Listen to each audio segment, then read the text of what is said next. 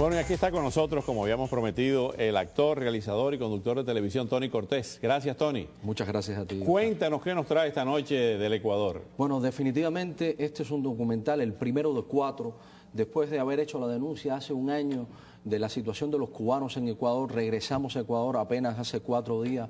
Estuvimos 12 días haciendo un grupo de investigación para dibujar la realidad del pueblo ecuatoriano y cómo están los cubanos, cerca de 7.000 cubanos que se encuentran inmersos en esa realidad. 7.000. ¿Hay democracia en Ecuador? Esa es la gran pregunta. No la hay. Vamos a verlo, Vamos a verlo.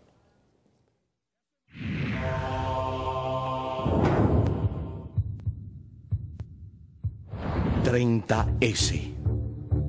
El 30 de septiembre de 2010, el presidente Rafael Correa se enfrentó a la Policía Nacional del Ecuador, que exigía respeto a sus conquistas laborales.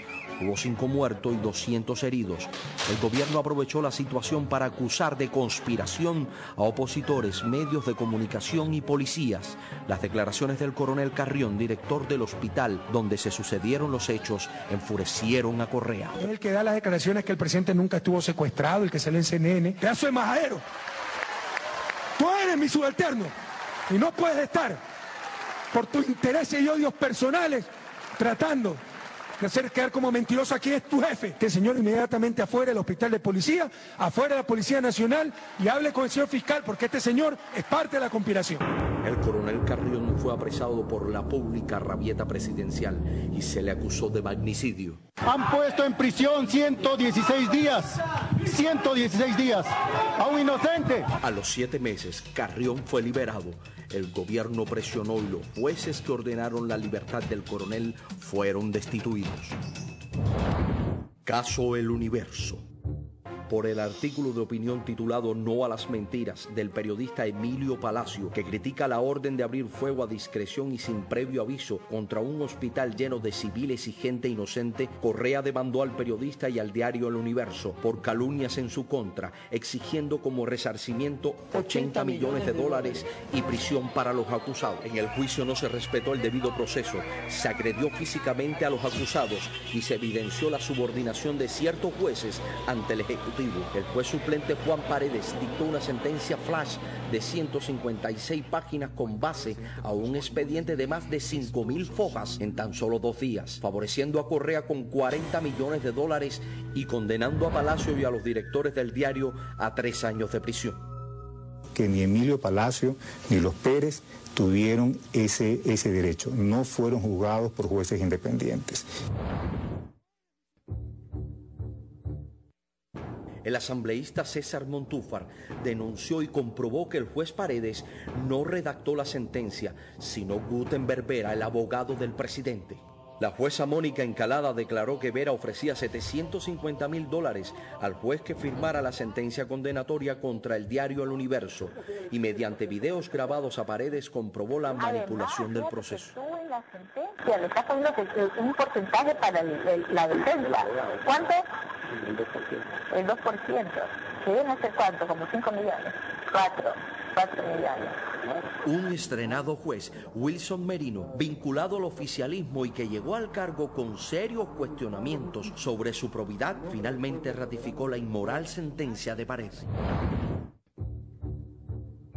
Los atropellos cometidos por Correa en contra del diario El Universo no son los únicos ni los últimos, son solo algunos de una serie de atentados y violaciones a la libertad de expresión, a los derechos humanos y al debido proceso cometidos por su gobierno desde hace 5 años. Caso El Telégrafo. La primera víctima de Correa fue el diario El Telégrafo, al que lo ha subordinado a ser la resonancia de su partido y su gobierno. Luego vinieron muchos casos más. Caso TC y Gamavisión. 5 de la mañana y los canales TC Televisión, Gamavisión. La estrategia del gobierno de monopolizar la opinión se delató la noche del 8 de julio del 2008, cuando un descomunal operativo militar usurpó TC Televisión y Gamavisión, canales de los empresarios Isaías que juntos abarcan más del 50% de la audiencia nacional. Esta ilegal confiscación fue tramada por Correa y su interventor Carlos Bravo, conforme lo prueba esta grabación telefónica. Carlos, ¿Cómo vas? Ahorita dictaste la resolución para 58 casos más. ¿Pero estás seguro que hay participación accionaria de Isaías? Totalmente seguro. Bueno, mira si por eso podemos ser miembros de la historia. Así es, perfecto, maravilloso. Mírate lo que está estatuto. El ministro de Finanzas de Correa, Fausto Ortiz, se negó a ser cómplice del inmoral hecho y denunció públicamente que se falsificó el acta de incautación con la que se procedió. Decirle que yo no firmo y que renuncio y abandoné la sala. ¿Sí sabe usted lo que está diciendo? Simplemente la verdad está diciendo que la incautación ocurrió sobre la base de un acta territorio falsa, que no ocurrió. Eso es así, Carlos. El 15 de enero del 2010, 3 conjueces de la Corte Nacional de Justicia confirmaron que los hermanos Isaías no cometieron peculado. Acto seguido, el oficialismo los defenestró. Fueron enjuiciados y prohibidos de ejercer cargos públicos de por vida. El mismo juez Merino, que confirmó el fallo del diario El Universo, dictó el 11 de abril del 2012 sentencia condenatoria contra los empresarios Isaías, permitiendo a Correa seguir usando los canales confiscados TC y Gamavisión a su favor. No se explica cómo Merino conoció en tan solo un mes un caso que lleva 13 años, que pasó por 54 jueces y que tiene 30.000 fojas. El mismo Wilson Merino dictando sentencia en un polémico caso para que el Ejecutivo siga manejando a su antojo 2 canales de televisión para su campaña de reelección. Ataques a los medios de comunicación. Esta es la prensa corrupta, señores. Farsante, sinvergüenzas, pura basura. Ustedes son unos hipócritas, pura porquería, de esa carroña. Los periodistas Jorge Ortiz y Carlos Vera tuvieron que renunciar a su labor en las cadenas televisivas privadas por presiones gubernamentales. Mediante grotescos spots, el oficialismo los descalificó públicamente, así como a otros comunicadores, a opositores y a expresidentes de la República. Caso Revista Vanguardia. Funcionarios del fideicomiso AGD, entidad dirigida por el primo de Correa, ingresaron con 5 patrullas de la policía élite a las oficinas de la revista Vanguardia, aduciendo incumplimientos de pago del arriendo, y secuestraron 25 computadoras. Es un procedimiento ilegal, de atropello, arbitrariedad total. Era innecesario que personal armado con fusiles penetre en nuestra redacción. Caso El Gran Hermano. El presidente enjuició por daño moral a los periodistas Juan Carlos Calderón y Cristian Zurita por la publicación del libro El Gran Hermano, en la que se afirmaba que el presidente conocía de los contratos que mantenía su hermano Fabricio con el Estado por 657 millones de dólares. Quien nos dijo eso fue el señor Fabricio Correa. Rafael todo sabía. La ley Mordaza. Pero mientras más nos ataquen, más medidas concretas tomaremos, les callaremos la boca. Hay que legislar para sancionar a los periodistas corruptos. La ley de comunicación del régimen de Correa es atentatoria contra la libertad de pensamiento y expresión contempladas en la Constitución y en los tratados internacionales, porque otorga superpoderes a un consejo regulador conformado por una mayoría gobiernista con el fin de silenciar a los medios críticos o que denuncien actos de corrupción. Monopolio de los medios de comunicación. La ley de información electoral ha de controlar los contenidos de las entrevistas de los candidatos en las elecciones, conculcando así la libertad de expresión. En contraste, mientras se silencia a quienes disienten, el presidente amplifica su imagen con la utilización ilegal de los canales confiscados y con ilimitadas cadenas nacionales.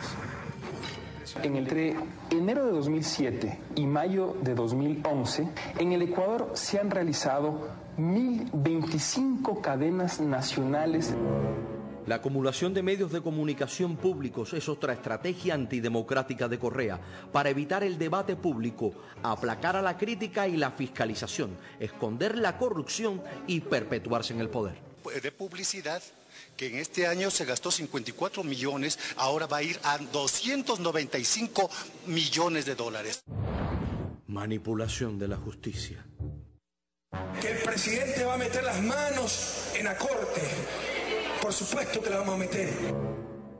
Mediante un proceso manipulado y cuestionado, se ha conformado una nueva Corte Nacional de Justicia con jueces cercanos al partido de Correa y obedientes al gobierno. Hay perdón, pero no olvido. Luego del mediático perdón al diario El Universo, los jueces alineados a Correa advirtieron que la sentencia deja un precedente. atemorizando así a medios y periodistas. Un oscuro panorama ensombrece el futuro del Ecuador, dominado por un régimen antidemocrático e irrespetuoso de los derechos y las libertades, y dedicado a acaparar el poder total. Escúchenme bien, el presidente de la República no es solo jefe del Poder Ejecutivo, es jefe de todo el Estado ecuatoriano. Y el Estado ecuatoriano es Poder Ejecutivo, Poder Legislativo, Poder Judicial. ¿Hay democracia en Ecuador? Esa es la pregunta.